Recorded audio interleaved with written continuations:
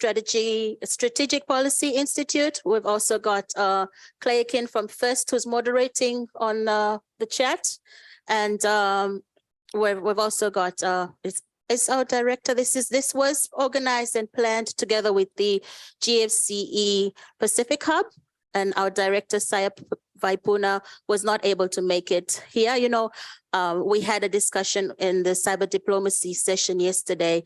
Funding is an issue when it comes to who should be sitting at these events. And so if you were able to make it, tap yourself on the back. You belong to that elite of, wow, you guys made it here. Thank you for coming. But we want to keep these discussions going. We want to keep, you know, let's keep talking to each other. The Atlas currently holds over 2,000 tech policies from 36 jurisdictions and is set to expand to 193 in the coming months. So definitely keep watching this space. The little icons on the map show you how many tech policies have been found for each country, which can give a really good quick sense check as to who's particularly active in tech policy space. By clicking on a country, we are brought down to a list of all the regulation that we have captured for it.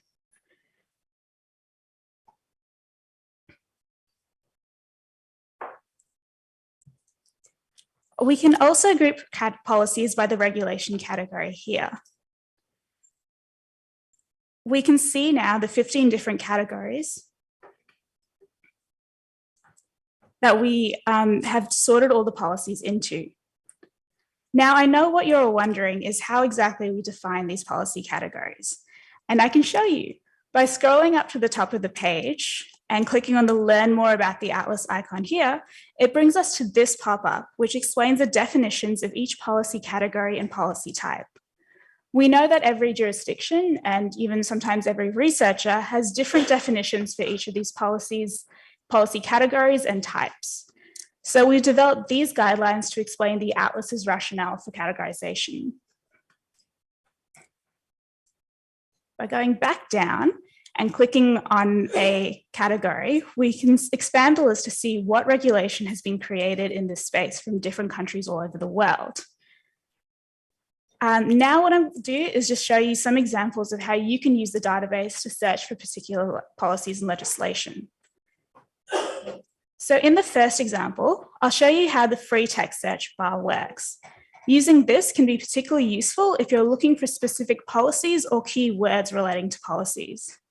For example, if you were doing research on the term fake news in global policy, it can be as simple as typing that into the search bar. Then there you can see the results are filtered to show policies from different jurisdictions around the world that have fake news in their title. This type of research can be particularly useful to see how specific key terms have influenced jurisdictions to create new policies. Of course, if there is a specific policy you're looking for, you can also use the free text search bar to find that. For example, if I was looking for Canada's Elections Modernisation Act, I can start by typing it into the free text search bar to filter down the results to find it here. Another useful way to filter results is by using the filters at the top of the page here. We can click on artificial intelligence, for example, to see all the regulations that countries have made about artificial intelligence. We can further narrow down the results by clicking on a different government. For example, we can click on the European Union, and now we can see all the artificial intelligence policies that the European Union has put out. By clicking on a record, a pop-up shows showing 3 different links. One to the source link, one to the ANU repository, and one to the Internet Archive. The reason for these 3 links is to ensure that the records will not get out of date. We've all used databases like this before, and there's nothing more frustrating than when the links are broken. So what we've done is fix that problem by using the Internet Archive. We have a link to the Internet Archive, which ensures that a functioning link of the web page at the point in time in which it was added to the Atlas is always there. We also have the ANU library link, which hosts the PDF of the policy for easy download, and also for full copyright compliance. One other way to filter through the Atlas is by using policy types. This type of filter can be particularly useful for comparative research. For example, if I was trying to look at cybersecurity policies within Quad countries, I can first go to all the governments and click on the Quad countries, including Australia, India, Japan, and the United States. And then I can go into the categories and click on cybersecurity. Now we see all the different legislation that these countries have put out regarding cybersecurity. As this list can be quite long and very hard to deal with, we can further narrow down the result by using our policy types. So for this example, I'm going to go look at all the strategy that these Quad countries have put out relating to cybersecurity. Now we get a much more nuanced search result, which will allow you to quickly find and compare the Quad country strategy on cybersecurity. You can also do a search for superseded and repealed documents, which are documents that are older and no longer in force. In the updates to the atlas later, we will group all the related records together. Clicking on an individual record once again shows us the pop-up with all the links. At the bottom of the card, there is a link to correct or add to record. By clicking on that link, we get sent to our Make a Contribution page. We can't emphasize this point enough.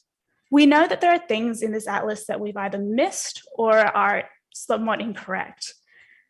No one knows your jurisdiction as well as you do, and that's why we want to ask for your help. We rely on you to spread the word that the database exists. And we've also made it as easy as possible for you to correct to it and make contributions for the countries that you know best. As we move down the page, contributors can click through the drop-down menu and type in answers to each of the questions. While most of it is optional, we do encourage contributors to include at least the URL link to the policy to make it easier for the researchers to verify and find the correct policy. These entries are then verified by researchers, and we then upload it into the atlas. So we've created this public database of global tech policy, strategy, legislation, and regulation, and we want it to become the go-to tool for independent researchers like you and resource-constrained governments. The atlas is a tool. It will facilitate research into the effectiveness of different approaches to tech policy and regulation, best practices, and opportunities for harmonization. This type of research will drive more nuanced tech policy, and in turn, will help shape better technology for the long-term benefit of humanity. We hope that you not only enjoy this presentation, but you go to the atlas yourself to play around with the database and see what you can uncover. And we also want to make a request. Please, if you can contribute, send it through to us. And please help us spread the word that this atlas exists. This tool is only as useful as you make it out to be. And with the help and support of this community, we can ensure that it stays as useful as possible. Thank you. Thank you so much, Tanvi. And would you believe that this is the first presentation that Tanvi has done in her capacity as a professional working at the Tech Policy Design Centre? So extra congratulations. Absolute pro. And I bet if I hadn't said that, everyone would think you've been at it for years. So congratulations, Tanvi. And also thank you for all of the work and effort that she's put into this. We now have time for questions, if people have questions, and we've got one here. Hi, my name is Temi from Bond University. I'm well done on this. This is a very good tool, and I can tell you for free that we've also been using it in my capacity as a researcher and as a university as well. So kudos. So one observation that I wanted to make is, yes, there's the function for people to make contributions, but you would also discover that, I mean, except you're working in that space, most people maybe outside of this event now might forget. And then maybe whenever they see like the updates online, then they would remember, oh, I'm from this jurisdiction. Maybe I should go into the atlas to see if any information is up to date. So my question is, your website, does it have any algorithm built into it that, apart from the contributions that individuals can make, does it have any algorithm that sort of like scrape the internet to sort of prompt you of new updates from like the 36 jurisdictions that you've mentioned that you have these sources? So I give one example. I'm very concerned with Nigeria because that's my home country. And I see that the data protection law from Nigeria is not up to date. So there's a bill 2022, but there's actually a substantive act that got passed like 2 months ago, June, but that hasn't been updated. Of course, I'm going to go and make that contribution, but do you have any algorithm that can sort of like scrape the internet and prompt you? Yeah. So we don't have any algorithm on the website that scrapes the internet for new policies. We probably wouldn't scrape the internet either, just because it's a bit of Legalities. Yeah, it's a bit of an interesting one. But what we do is we have a couple of researchers working on this and looking at new policies from government websites every week, really, and continuously updated. We're currently in the process of migrating a whole bunch of policies into the Atlas, which is why we're expanding from 36 to 193. And once that process is done, we can take another stock take to kind of continuously update it on a more regular schedule. That's how we're tackling this problem right now. But we do definitely see that it can get out of date very quickly, which is why we thrive on contributions. And we also, as part of the expansion and the update, will be looking at how we can automate those updates and also add functionality for people to be able to have updates, so you can subscribe to updates. So if you're interested in Nigeria, you can actually be updated. But that's things that will come in the next iterations of the Atlas. Any other questions? One more question, and then over here as well. I'm happy to see this atlas. I'm from Mongolia, and my question is also very similar to this, Mr. So I've seen, unfortunately, there is nothing on the Mongolian map, zero. So for me personally, I'm really willing to contribute. But I have a question like, how do you verify he or she, somebody, if it's available to contribute, he or she may add something different or fake or wrong. So how do you verify that person is, strong enough or qualified enough to do the correct information? Yeah, that's a great question. We're going to take one more, Tanvi, before you answer so that we finish on time. So I'm just going to duck over here. Hi, everyone. Jana Schmitz from Auda. I absolutely love the Tech Atlas and I use it every time. The first time I started using it, I thought, oh, this is a high quality Wikipedia for tech policy and regulation related matters. But I'm wondering, and this is a question for all of you here in the audience, how can we make sure that policymakers and regulators are paying attention to this before they put out government consultations or exposure drafts? Because I think this whole register basically can already address so many regulatory and policy questions. Thank you. Thanks. Yeah, so what I think I'll do is I'll answer the question about how we verify it, but I'll leave Johanna to talk more about the government side of that. So in terms of verifying our policies, what our website does is when you make a contribution, on this page, it goes to the back end of our website and we see every contribution that's made. We don't verify the person as such, but we do verify the legislation or the link that they're sending through to see that if it's useful, if it's reliable, and if we should include it to the Atlas. And then it's a simple process of us updating our back end to include the policy. So nothing is an automatic update. We always verify and make sure that we've got the facts before we do it. And on the question of how do we bring it to the attention of governments, this is something that we've spoken to the Australian government about. We know that many different departments are regularly using the Atlas. So really this is a call and a request for everyone here in the room. We don't have that type of conversation with governments in all of the jurisdictions that are represented here. And I think I heard 68 different jurisdictions, economies represented at this conference. And so we really ask you to help us to bring this tool to the attention of your governments and your jurisdictions, your regulators and researchers, because really this type of tool is only as useful as the people that are using it and engaging with it. And we didn't build this for us. We built this tool for the community. And we really want it to be something that it isn't the Tech Policy Design Centre's atlas, it is the community and a resource for all of us to be using. I've been told we have time for one more question. If anyone has a question, here. Hi, awesome work. I think that particularly for a lot of my colleagues who aren't sort of in the law space, it's going to be really useful. My question was whether, and sorry if I missed it, but there's any plans or whether currently you can search by sort of tags or things like that, or whether there's any plans to do so. So for example, with the fake news kind of example that you gave, it shows things that are, you know, where that's included actually in the legislation itself or the document itself. But I was wondering if there are plans for like, you know, misinfo to be sort of tagged with the fake news things and vice versa, kind of similar word stuff. Does that make sense? Yeah, it does. So the current way that we've tagged it is not so much with the free text search, but with our categories and policy tags.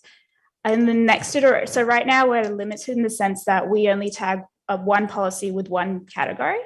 So each record only has one tag. But in the next iteration, we want to expand those kind of tags because we are very aware that there are some legislations or policies that exist in different categories.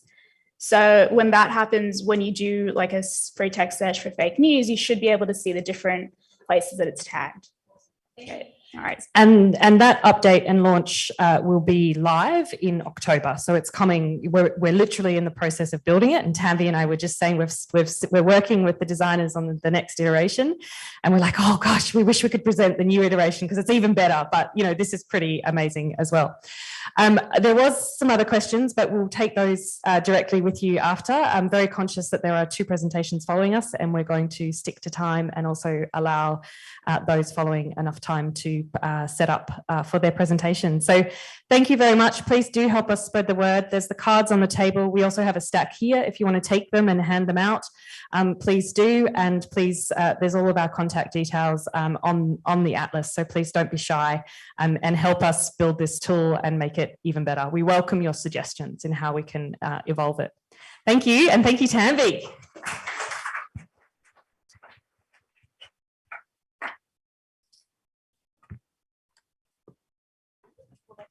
I'll do a quick announcement telling them if they have questions, we'll also send it to you. If there's any questions for the showcase that just happened, you can also go to the comment.aprigf.asia. Each session in this meeting has a little paragraph. Put your comments, put your questions in there, and we will make sure that the organizers will receive them.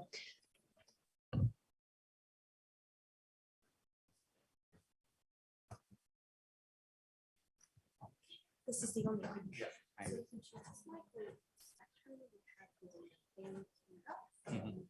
Yeah, okay.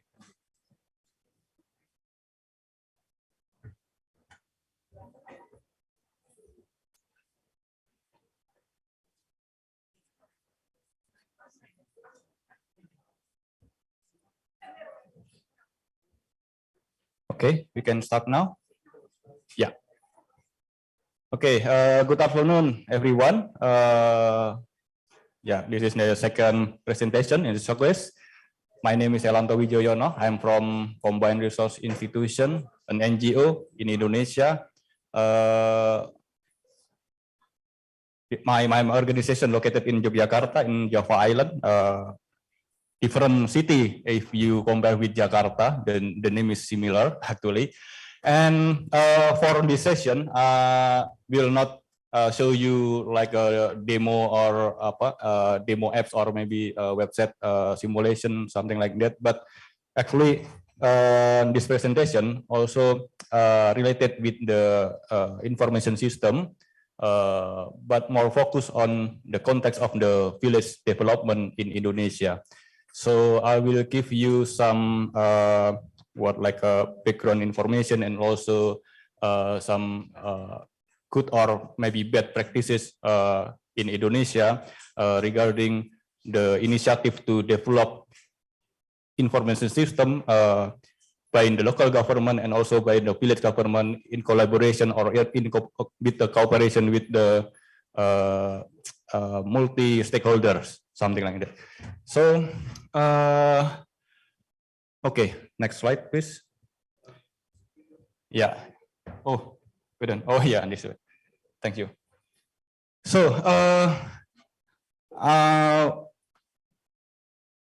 I would like to discuss about this context of our program, my organization program, about regarding the data justice issues, because right now the process of data collecting program, especially in the country like Indonesia, when a lot of data collecting program conducted by the ministries, for example, for the social protection program, very massive, extensive as well. And in these recent years, the methods and also the tools for collecting the data now become more automatic, online or web-based, and also more massive as well. And I believe that you already knew about the concept of datafication. Is a very interesting topic to discuss when the impact of the datafication become very interesting discussion in many areas or many sectors. But the discussion may be still more focused on the conceptual or maybe in the scientific aspect, but we need more example actually how the concept of datafication and also the data justice as the impact of this datafication implementation can be learned based on implementation in the real activities. So when we talk about the village information system in Indonesia, we will learn about the term of data justice, but also the context of data injustice that could happen in the process of the implementation of the data collection program. So the data justice framework will refers to the research formulated by Richard Hicks. Maybe you also already knew about him.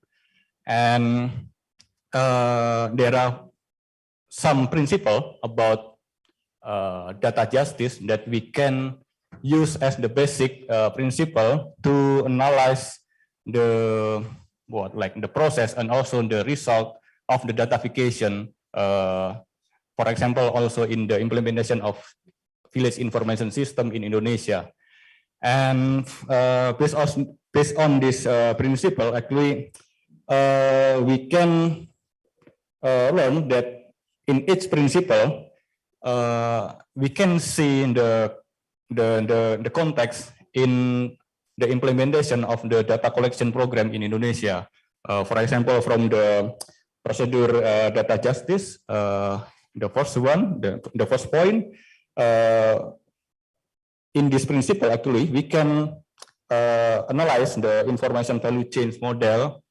We can see here in the center of this scheme when the data collected from certain sources, for example, from the field in the village level, and in the midstream when the information based on the data that already collected can be published or visualized, like in the GIS website or something like that. And the downstream in the center of the information value chain, we can see how the information that already collected and already analyzed by the government agency, for example, can be used for decision making, something like that.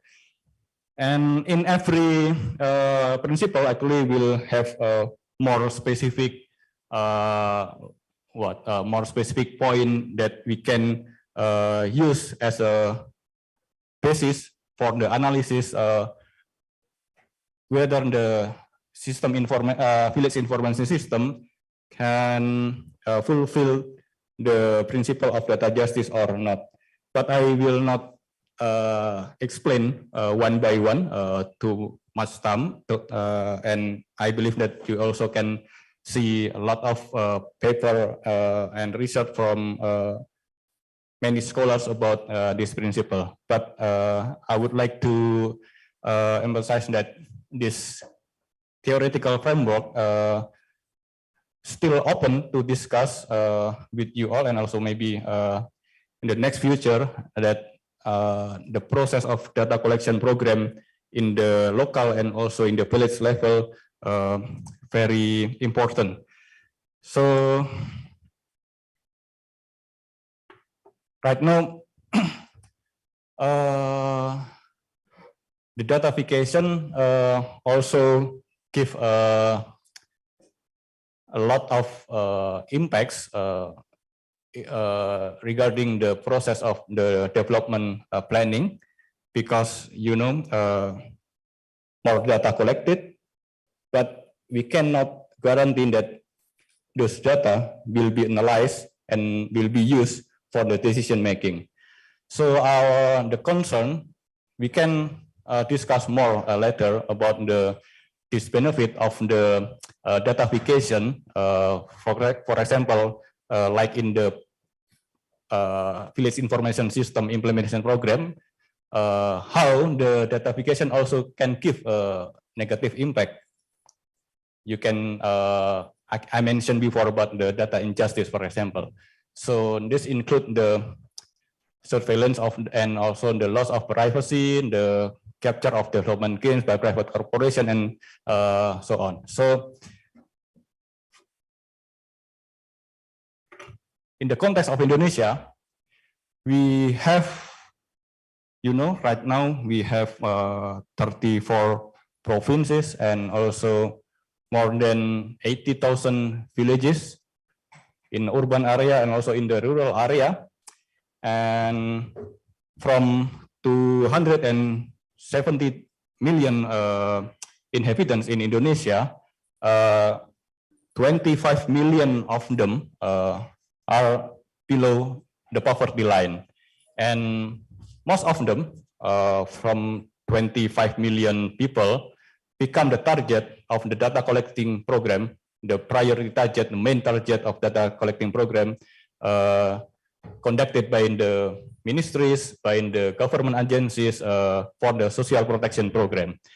And this scheme actually regularly happens every year, and more data collected, but actually the impact of the data analysis based on the data that already collected with many programs still have a lot of problem because some principle about the impact of the datafication not so clear anymore. Okay, then. Yeah, and this is the simple scheme how the data for the development in Indonesia collected. You can see in the upper level, the ministry and also the national institution, maybe some of the representative from the ministry from Indonesia also here right now. Every year, many ministries and also government agency in the national level, they conducted a lot of data collection program. In some program, they have a collaboration with the local government in the province or maybe in the city or maybe in the regency level. But in another program or in another project, the ministry or government agency in the national level, they will go to the village government directly, and they use a lot of application, web-based, mobile, and something like that.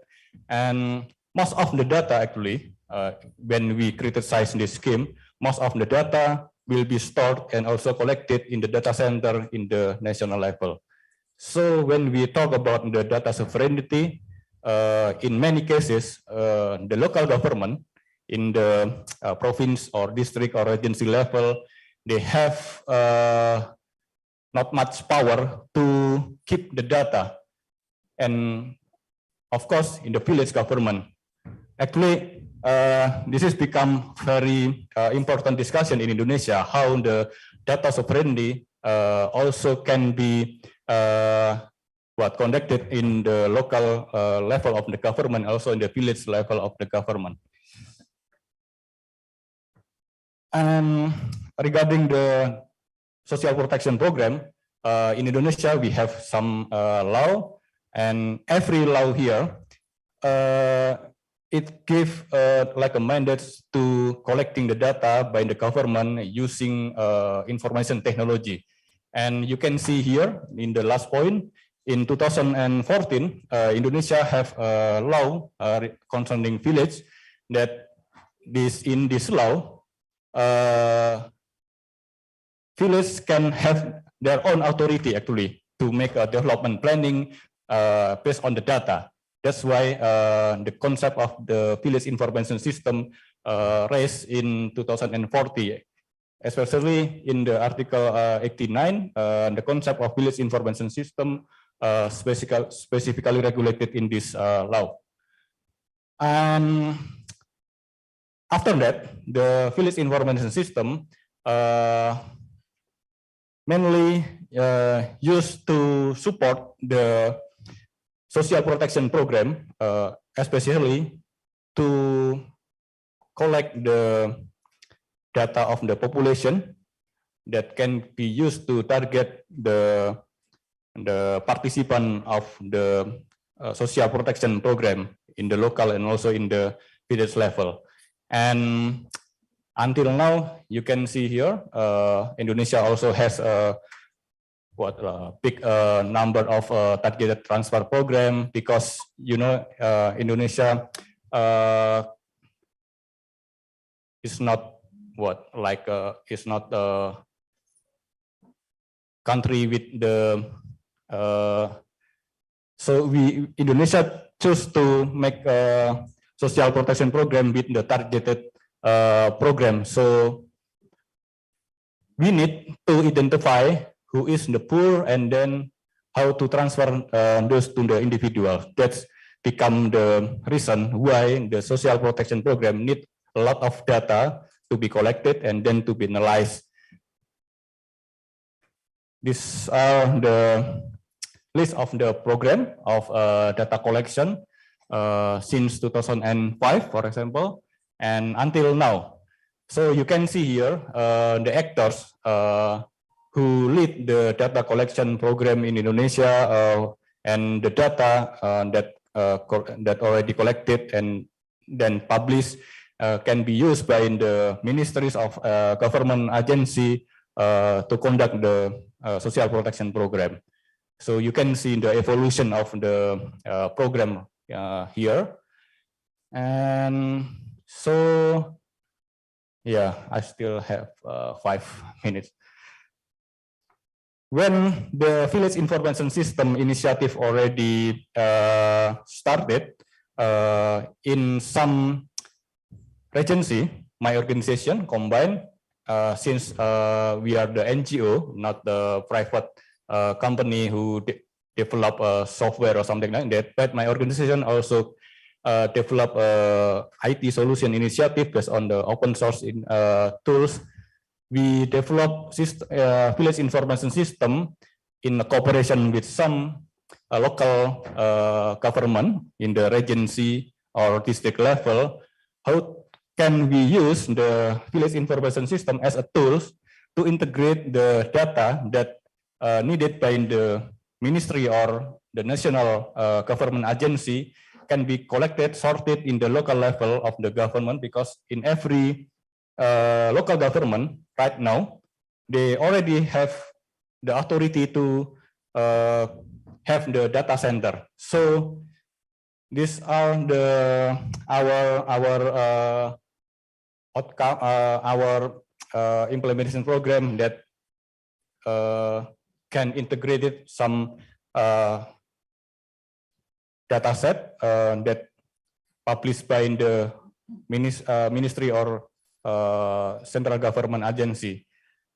Based on this initiative, we can make sure that the local government can have the data, so they can make like a integrated data initiative with the interoperable scheme. So the last 3 minutes, I will share you how this model actually can be analyzed if we would like to replicate this initiative to another region in Indonesia, for example. So I will refer to the concept that formulated by these scholars about the data governance model. There are some data governance model in this research, and I seen that village information system can be implemented as the public data trust. Here we can see that public data trust concept can coordinate the role of its actor, not only in the government agency but also with another actors like NGOs, the community member, and also the trustee forum in the local government level. This is my last slide.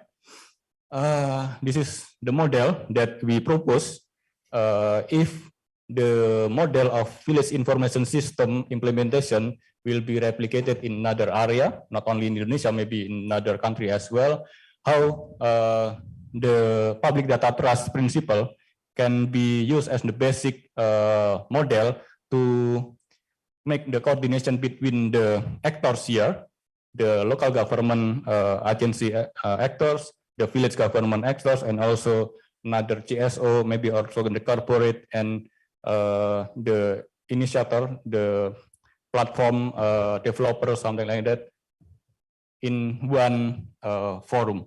So this model actually I hope this model can answer the challenges, how the datafication can be discussed more, and we can looking for any solution through this forum based on the vision and on also the strategy of the One Data policy in Indonesia. So yeah, that's it. Oh, there is a question. Okay. There's a question from an online participant.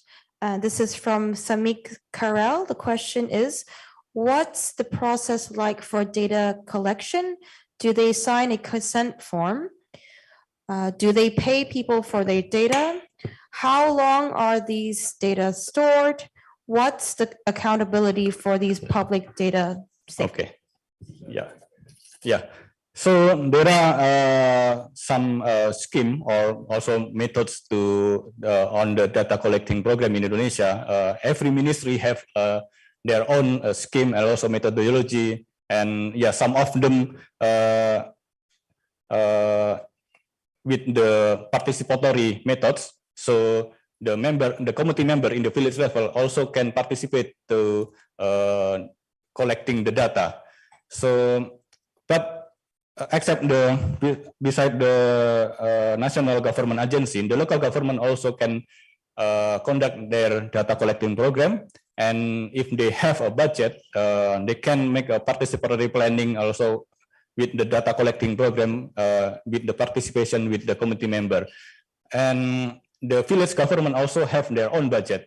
If they would like to make their own data collecting program for their village planning in the village level, they also can use their budget actually in collaboration with NGO or with the universities, and sometimes with the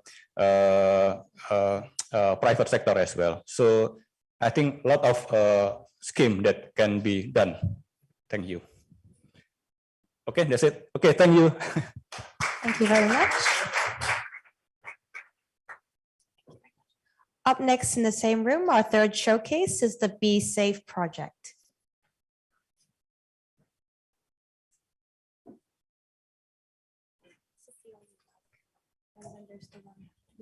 Yeah.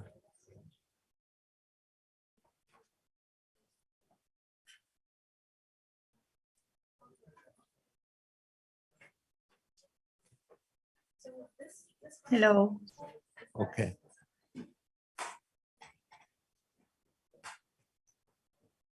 Is Mr. Farooq there?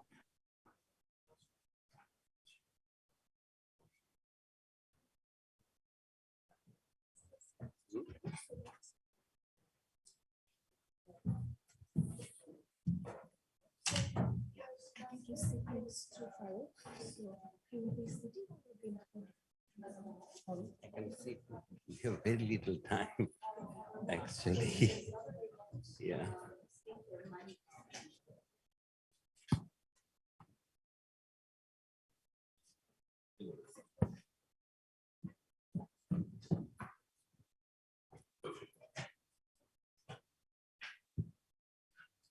Can you hear me? Yeah.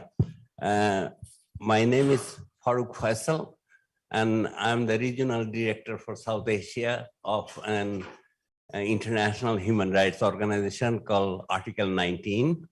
Our headquarters is in London, but I am based in Dhaka, Bangladesh.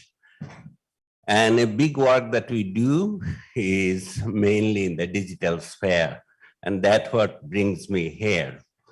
And in next 20 minutes, we'll try our best to introduce you to Be Safe project.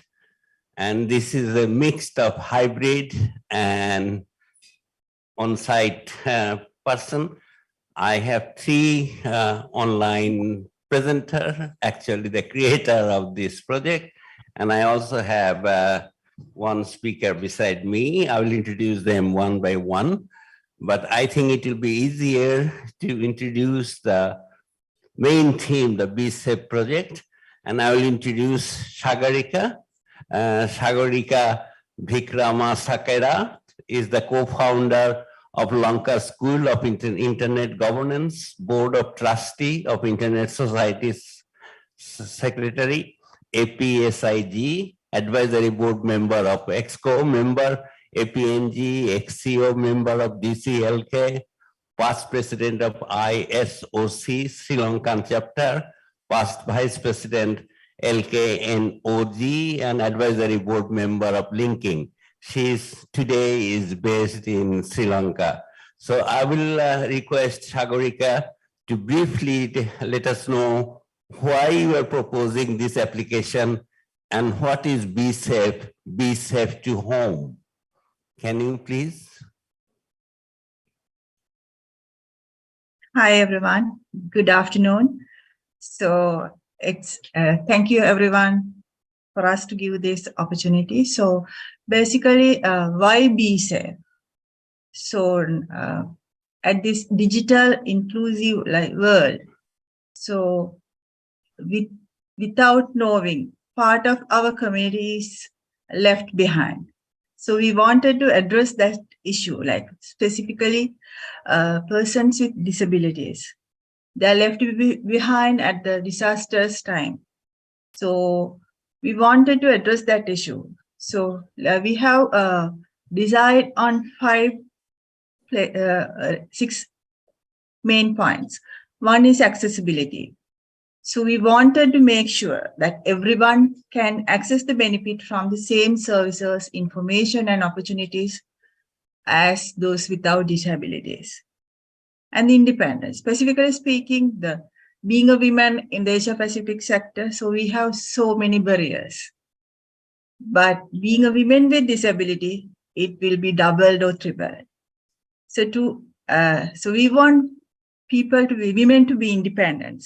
To address that independent issue, We wanted to empower women with disabilities to be more independent in their daily lives rather than be depending on somebody else to each and every task they are doing. And also the inclusiveness. So we wanted to promote social inclusiveness by reducing barriers. And secondly, on the other hand, we wanted to provide assistance. So in basic day-to-day routines, so we were rely on other people to get the assistance. So if we are providing helpline for women rather than depending on the third party, which is more, sometimes they will be put them in a more disastrous situation, like when we are seeking for assistance. So if we can provide the helpline for women with disabilities through the mobile app. And the other thing is the communication. So we will be able to provide the communication aids, and also more like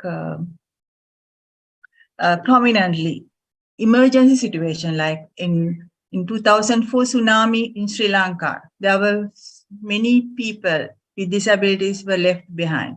They have no support. They were left behind. They don't know how to get the help. They don't know how to use those devices.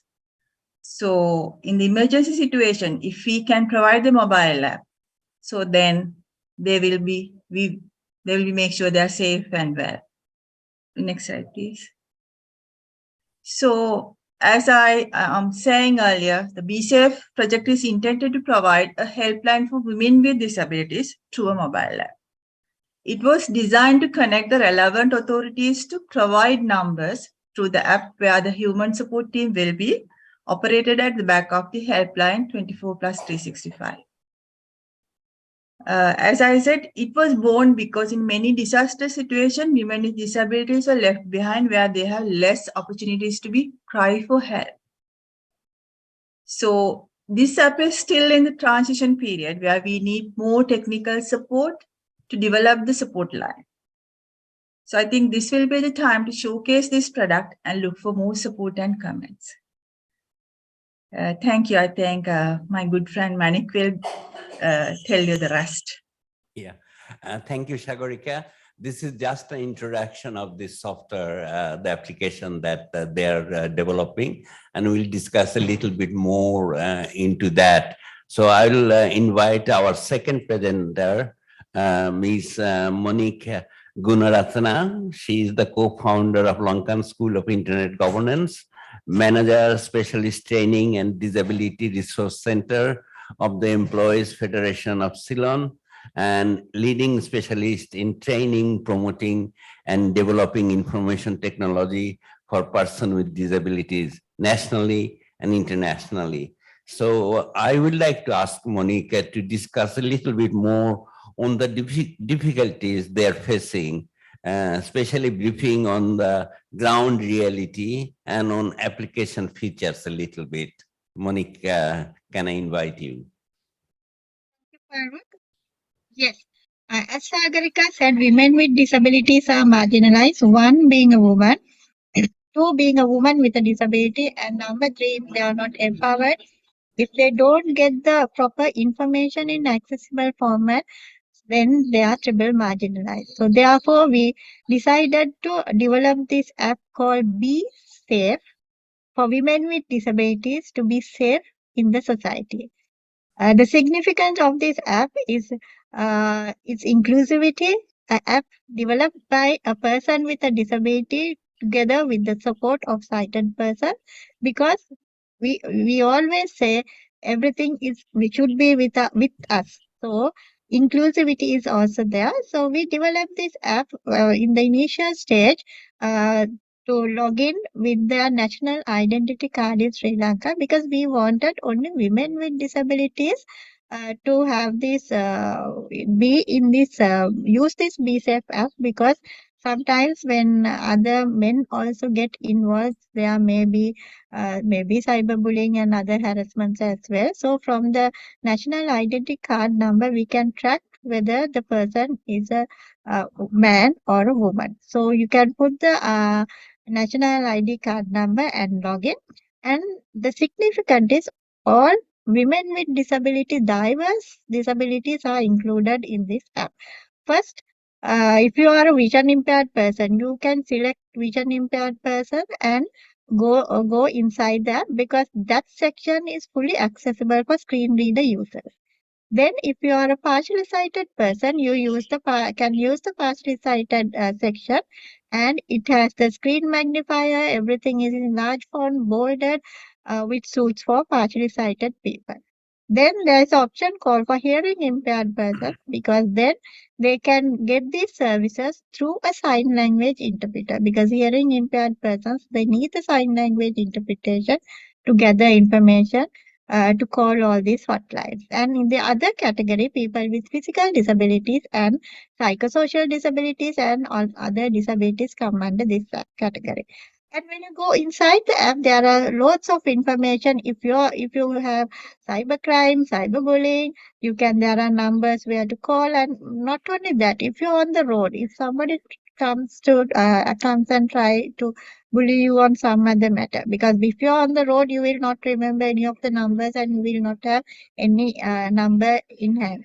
But if you go through this Be Safe app, you can call any emergency number, the police stations, where to call for help, any other platforms, everything is available there. And we have information especially for women specific issues. Women development officers are there registered, and also especially we in Sri Lanka, we call the public health midwives. They are the people who deal with pregnant women. So for pregnant women with disabilities, to get the information and when they are pregnant and to get other services, these contacts, the numbers, who is responsible in your area, is all the information is there. So people with disabilities are marginalized because information in accessible methods are not available. So this Be Safe app, the significant is it provides information in accessible format. Therefore, all women with disabilities are included in the society and to be safe. Thank you. Thank you, Maniq. Thank you for telling us about the application a little bit more. We are almost going towards the end of this session, but I have another guest online. He is Kasun Tharaka Wickramasekea. He is co-founder of Lankan School of Internet Governance, Senior Manager of Capacity Building for the Information and Communication Technology Agency of Sri Lanka, and former Secretary of the Internet School, so in Internet Society in Sri Lankan chapter. And he has many more credibility, but I will request him to talk a little bit more on how to spread this further in that sense, and what kind of difficulties you are also facing. Okay, thank you, Farik. Thank you, Farooq. Hope you all can hear me. So, in the case, when we are talking about the citizen with disabilities, specifically for the women for the disabilities, in Sri Lanka, there are 22 million population in here. Then almost 75%, that means roughly 1.6 million are citizens with disabilities. It's including physical disabilities, then hearing disabilities, those kind of stuff are there. So out of that, that means around 57% are women with disabilities. So in not only in Sri Lanka, all over the world, the citizen with disabilities are considered as a marginalized community. So we are focusing that group. So our target is disseminate this knowledge to all the districts in the country. So through these communication channels and the community networks. So in this, I'm just talking about the adoption process. Now you can see how we adopt this how we adopt this Be Safe application to the community. So person with themselves tested by this Be Safe applications, around 100 and 200 people. So in here you can see the people with disabilities, how they are using the application, mobile application. So our plan is to spread this to promote this to all the 25 districts in Sri Lanka.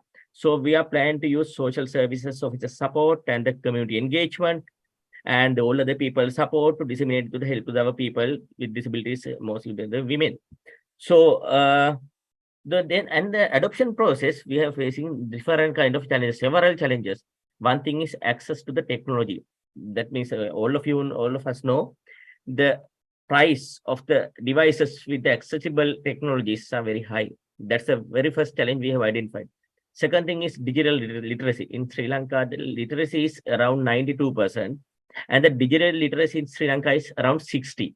So we have to fill that gap to disseminate this knowledge, digital literacy. Thirdly, language barriers. Currently, this is support for the English and Sinhala. So we have to convert support to the other languages as well. And the financial constraints are, we have identified another challenge when we are adopting this to the all over the country, and the infrastructure facilities are there, and trust and securities. So we have to encourage our people to use this application and enhance their trust about this application and these technological services for the disability peoples. And the socio-economic inequalities there, and the adoption channels. It's another challenge we have identified. So we are looking for your support to adopt this one to all the people in the Sri Lanka, not only in the Sri Lanka. So all over the world, we are focusing your technical support, technical consultancy, then adoption support. And also we are request your guidance to how to improve. What are the new things we have to add to this application? And if you can go add some financial support, those countries we are looking for. Thank you very much for this, for the participation. So over to you, Farooq. Yeah, thank you, Kasun. And thank you, Sagarika, Maniq, and Kasun. I wish you were here. And it's very nice to hear your voice.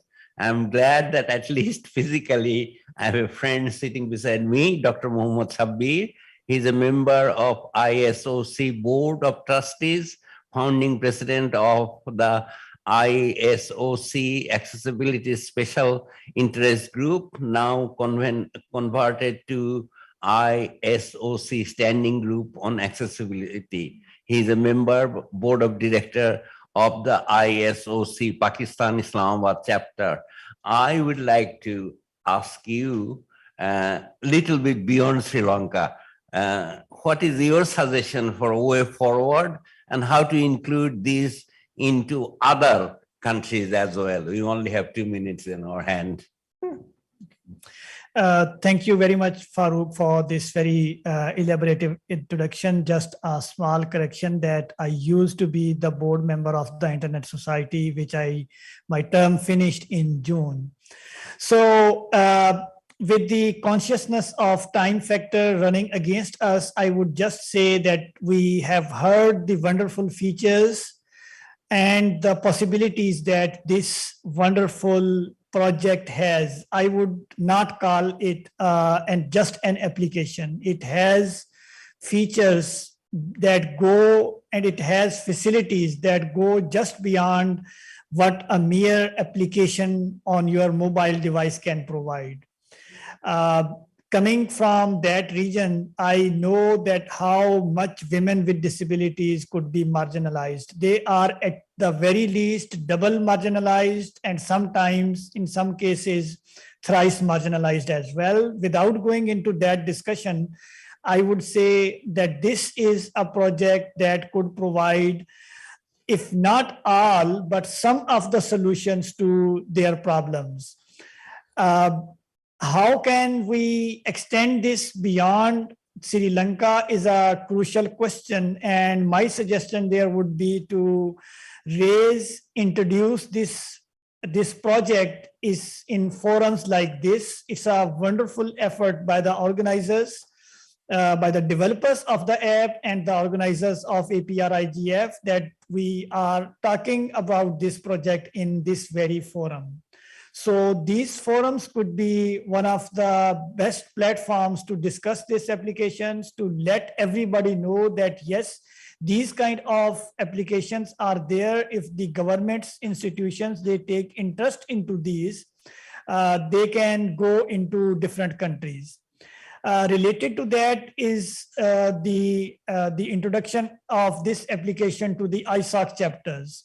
I know the team very well, Maniq, Sagarika, Kasim, that they have connections with the Internet Society chapters, so they can come in. There is funding available with the Internet Society that can be opted to to motivate different organizations, systems, governments in the region and beyond to bring that app to those countries. And last but not the least, there are other organizations that can provide support to these kind of projects, such as representative of Article 19 sitting right beside me, Mr. Farooq and his organization, Article 19. They can come in, they have seen the features of this application, and I'm sure their management would be interested that this kind of projects, they are available, and if given the time and resources spent on these kind of projects, they could be expanded to other countries and regions. Farooq, I hope I am well within my time limit. Thank you. Thank you very much. I'm sorry that we crossed the limit that we had, but so we have to. Okay.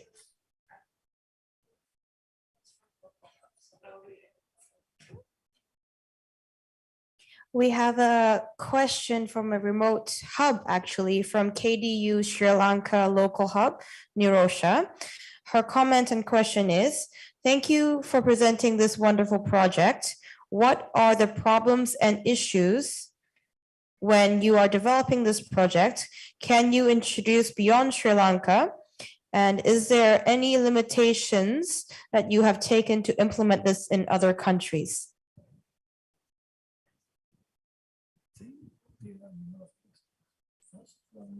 Okay, thank you all. Thank you very much. Sagarika. Anybody from Sri Lanka would like to answer this question? Okay, please. I think Maniq, you can answer the very first questions. That means what are the challenges you have faced when you are developing this mobile application? Secondly, I will explain what are the challenges we have to introduce this application to the other countries. Over to you, Maniq. Yes, challenges because women with disabilities themselves tested and gave their ideas on how to improve it. So thereby we have been developing according to their comments. So we need the technical support, and also it's not just a project, it will finish in 1 or 2 months. It has to continue for the next few years, so many years. So we need the developer support, the financial support, and also, it has to continue. It's not just that we can make it and just finish it off, because these apps, mobile apps, should develop, because the screen readers will get updated, screen magnifiers will get updated. So it should be in the process. And also making this app was very difficult because it has to be accessible for women with diverse disabilities. So because the time is very short, those were the difficulties that we faced, and we need to continue this for the next years to come, because women with disabilities will be safe in the society. Okay. Thank you very much. I know 20 minutes is not enough to discuss something very important like this, but we are really glad that we got this 20 minutes, and we are very thankful to the Asia Pacific Regional IGF. And I also like to thank the panelists and the technicians who helped us, and the moderator here who helped me, and you all who sat down here to listen to that. Do you have a question, sir?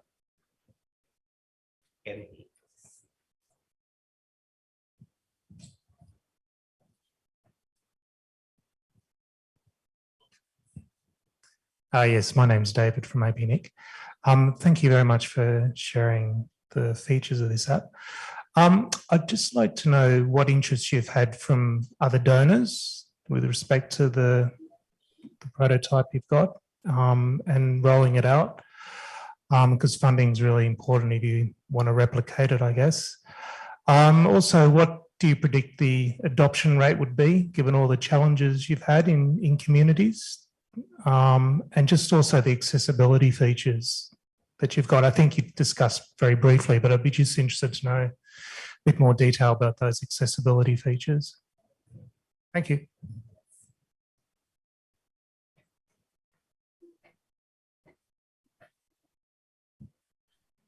Anyone from Sri Lanka would like to answer?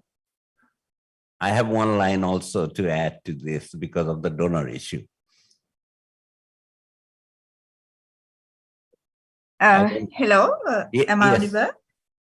Yeah, this is Sagarika from Sri Lanka. So we have a lot of issues in like getting funding, donor issues, right?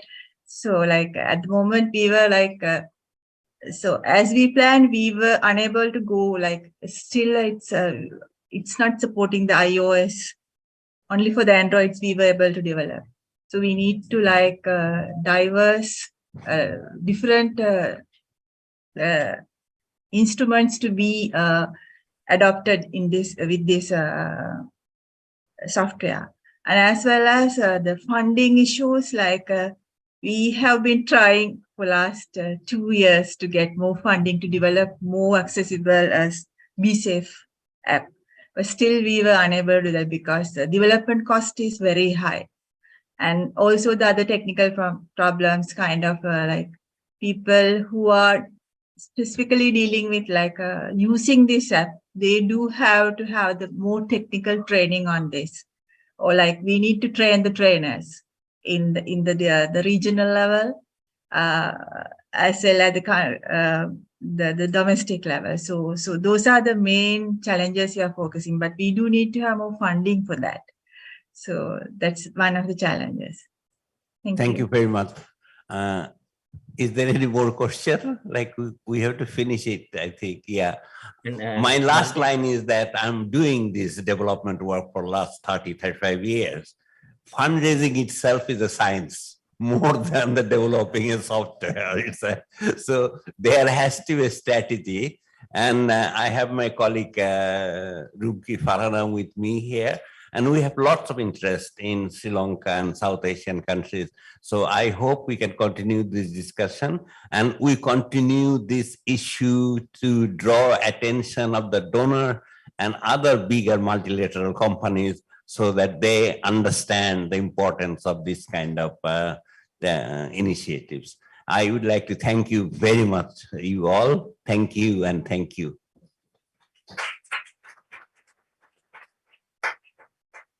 Thank you. Thank you so much. Thank you for a wonderful session. Please do remember to highlight the issues in comment.aprigf.asia. Everybody who's in this room, please don't leave, because the next section might be of interest to you, especially since you've stayed for this one. Up next in the same